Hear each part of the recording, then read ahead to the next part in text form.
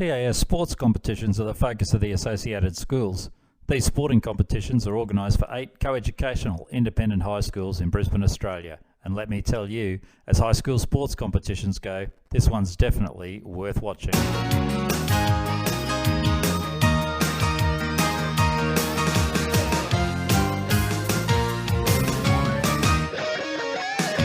Hey everybody, welcome to episode 4 of TAS Sport. It's worth watching. I'm Chris and I'm taking you through this week's episode, so let's kick it off.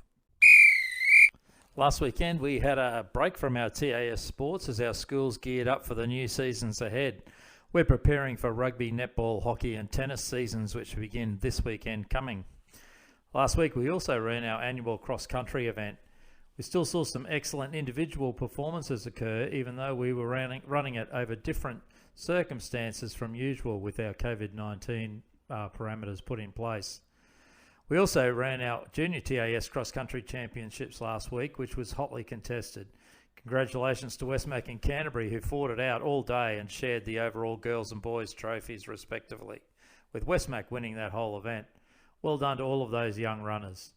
But our purpose here today is to have a look at our upcoming TAS and Junior TAS seasons of team sport.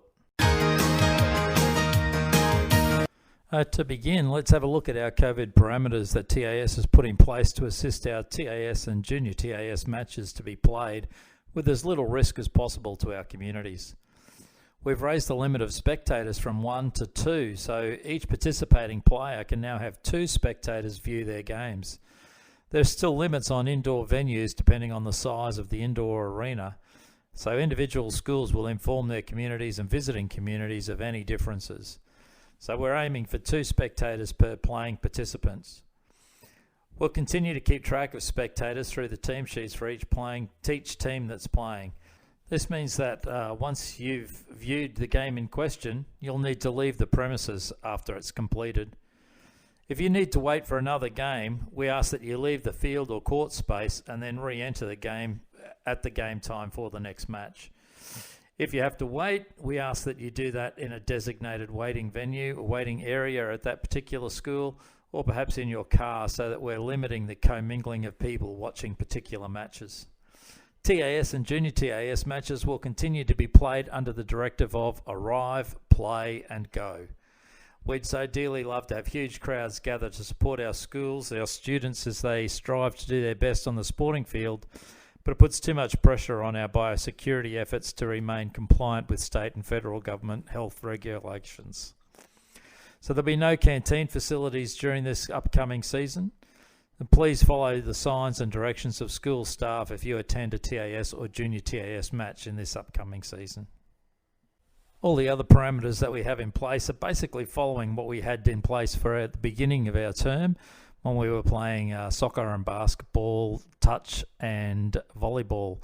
So most of those are still remaining in place. So the biggest difference is that we're trying to get more people in to have a look at what we're doing, and we're making it 2 spectators per playing individual. Well, as our students dive into their next season of sport, we're also gearing up for our athletics championships at the end of this term. Unfortunately, because these carnivals take a heavy impact with team numbers, it means we can't have spectators for either our TAS or Junior TAS carnivals. We'll endeavour to have all of our results available online as the events take place, so hopefully you won't miss out on that.